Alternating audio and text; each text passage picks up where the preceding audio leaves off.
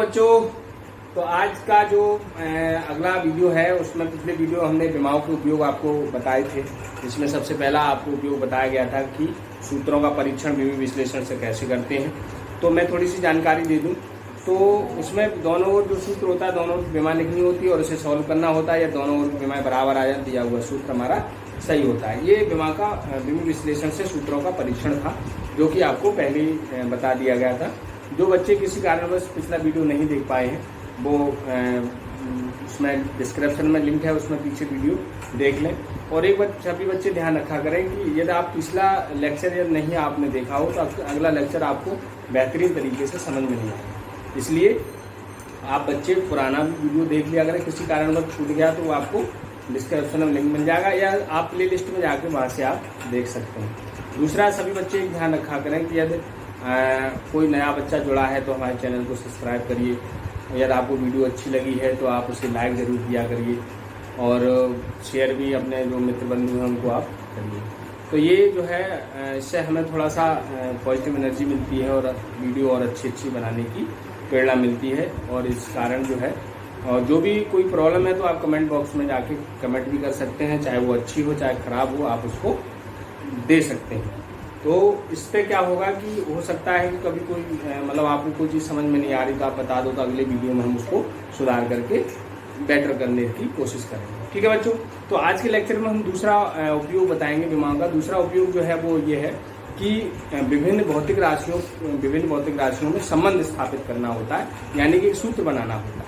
ये बहुत इंपॉर्टेंट है। चलो मैं आपको शुरुआत करते हैं।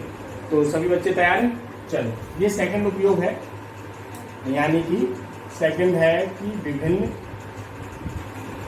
भौतिक राशियों में संबंध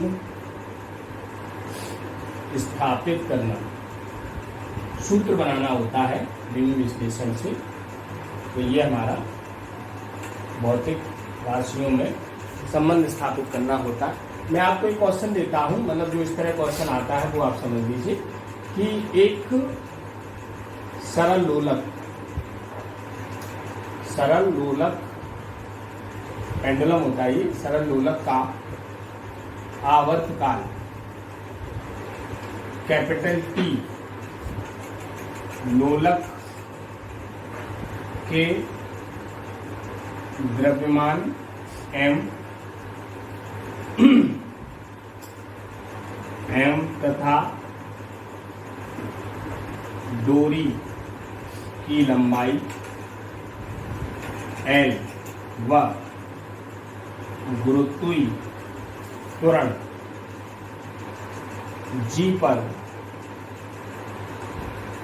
निर्भर करता है, तो आवर्तकाल T का सूत्र स्थापित करो, बनाओ विमी विश्लेषण से। ठीक है प्यारे, इस तरह करके ये पूछा जाता है।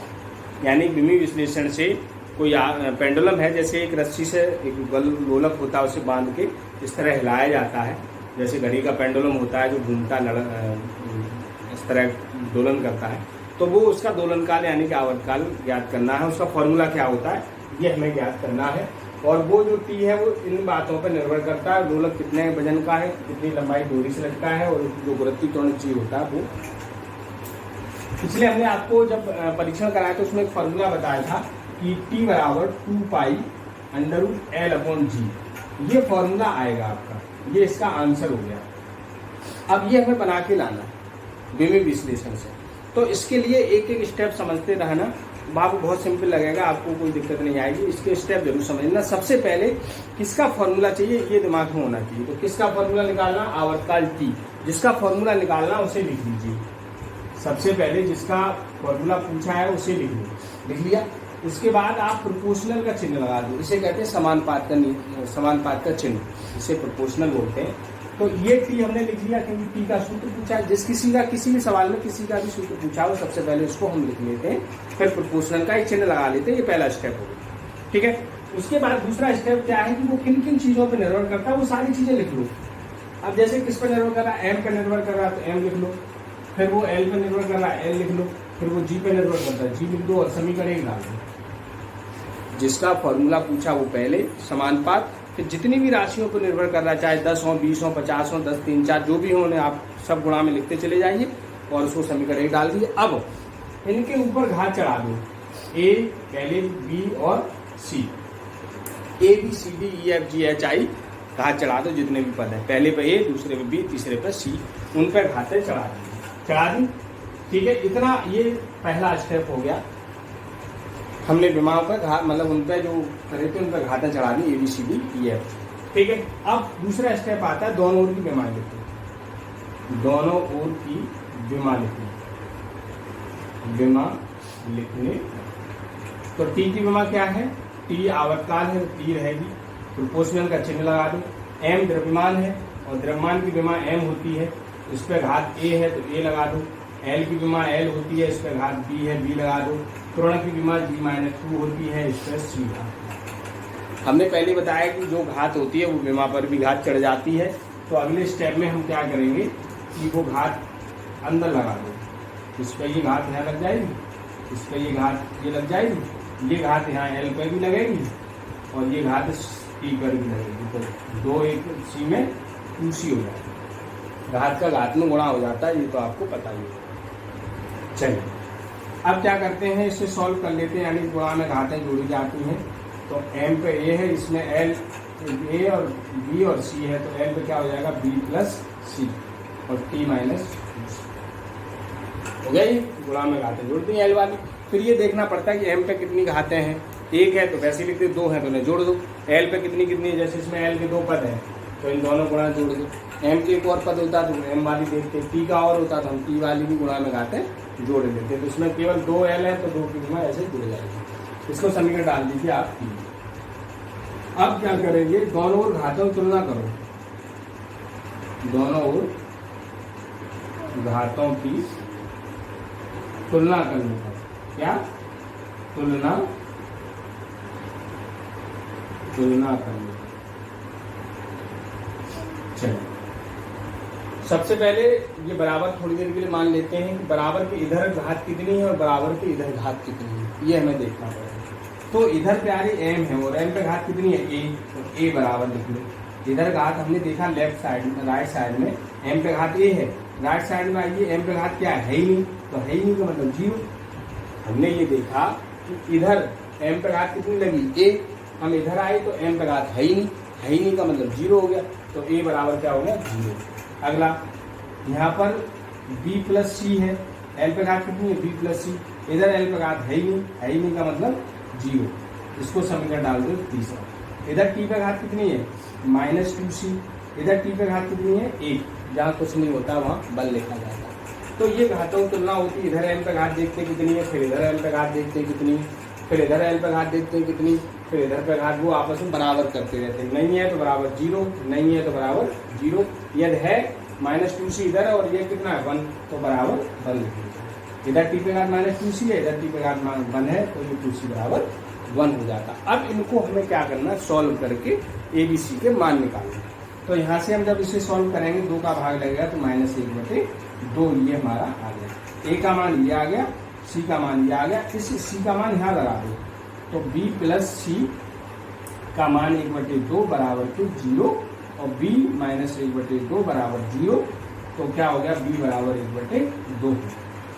तो सबसे इसमें खुशी की बात यह है कि जो हमने ए बी सी डी घात मानी थी, उन घातों की मान निकालना ही इसका मेन मकसद होता है।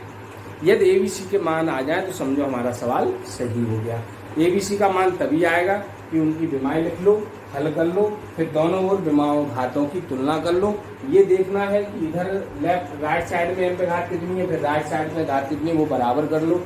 एल पे टी पर थीटा पे जितनी भी घातें आती हैं वो बराबर करके हम उनको एक समीकरण बना लेते हैं और उन्हें आपस में बीजगणित के अनुसार ए बी सी के मान निकाल लेते हैं। मान निकालने के बाद ए बी सी के जैसे ही मान आ जाए समझो हमारा सवाल सॉल्व हो गया।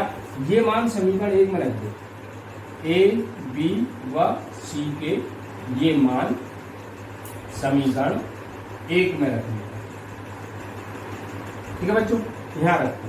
तो ये जैसा का तैसा प्रोपोर्शनल m, a का मान कितना आया 0, तो यहाँ 0 लगा दो। l का घात कितनी है b, b का मान कितना आया 1/2।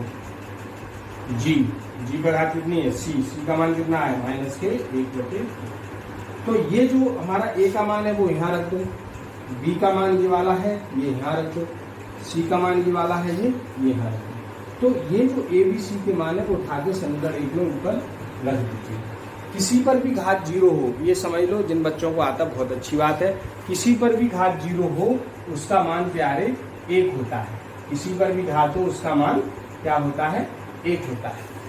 ठीक है, जैसे कभी किसी पर घात जैसे 2 का घात 0 है तो उसका मान भी घात है, 10 का घात 0 है तो उसका मान भी 1 होता है, ये आप समझ लीजिए। तो इसका मान 1 हो गया, तो 1 हम लिखेंगे नहीं, ऐसे ही रहने दे, l 1/2। ये माइनस वाला है इसको नीचे ले आओ, तो जब ये नीचे आएगा प्यारे तो ये किसका हो जाएगा प्लस का। हमने बताया था कि घात नीचे से ऊपर या ऊपर से नीचे जाए तो उसका क्या होता है चिन्ह बदल जाता है। तो जब ये माइनस का 1/2 था हम इसको नीचे लाए तो ये किसका हो गया प्लस का हो गया। अच्छा, दोनों पे 1/2 घात है तो हम इसको ऐसे करके लिख सकते हैं कि T प्रोपोर्शनल कोष्ठक में l/g पर 1/2। अब एक बात और आपको ध्यान रखना है कि जो 1/2 घात होती है वो अंडर रूट होता है। 1/2 घात क्या होती है अंडर रूट होता है। यदि नहीं जानते हो तो आज समझ लीजिए कि 1/2 को क्या लिखा जाता है आधी घात वो अंडर रूट होती है। 1/2 घात चढ़ी हो तो उसको हम अंडर रूट भी लिख सकते हैं। ये होता है मैथ में। जो बच्चे जानते हैं बहुत अच्छी बात है, नहीं जानते तो आज समझ लीजिए कि यदि हम किसी पर 0 घात है उसका मान 1, 1/2 का मतलब रूट, कहीं रूट लगा है तो हम उसको क्या कर सकते हैं, जैसे मान लो ये है तो उसको हम 1/2 भी लिख सकते हैं, और कहीं इस तरह है तो उसको हम ऐसे अंडर रूट भी लिख सकते हैं। ये आपको समझना होगा। ठीक है प्यारे, अब यदि हम यही रख दें तो ये भी हमारा सूत्र सही है। या हमने जो पढ़ा है तो उसमें प्रोपोर्शनल हटा के समानुपात का चिन्ह हटा के 2π लगा सकते हैं, जैसा कि हमें पहले पता है। तो ये हमारा सवाल जो है वो आंसर निकल जाए। तो ये प्यारे विमाओं का सूत्रों में विभिन्न राशियों जो होता है उनमें संबंध स्थापित करने का एक प्रोसेस है, एक आपका मेथड है, वो हमने आपको बता दिया है। तो बहुत सिंपल है, आप थोड़ा सा प्रैक्टिस करेंगे, इसको हल करने में 1-2 सवाल निकालेंगे तो आपको जरूर समझ में आएगा। तो फिजिक्स में आने देखो, कोई भी मैथमेटिक्स चीज़ है जब तक आप उसको बार बार नहीं करेंगे तब तक क्या है वो आपको इतनी क्लियर नहीं होगी। और आपको ये सोचना गलत है कि हमें एक बार में समझ में आ जाए, ऐसा कुछ नहीं होता है। आप थोड़ा सा धीरे धीरे करेंगे तो आपको बेटर समझ में आएगा। तो हो सकता है 10th क्लास में आपने इतने बढ़िया तरीके से या कोई भी कहीं भी कमी रह जाती है, तो वो आप थोड़ा सा हमारे साथ बने रहिए, हमारे चैनल पर बने रहिए। आपको फिजिक्स बहुत बढ़िया होगी, आपको कोई प्रॉब्लम नहीं आएगी। बहुत धीरे धीरे पढ़ाएंगे और आपको उम्मीद है पूरा समझ में आएगा।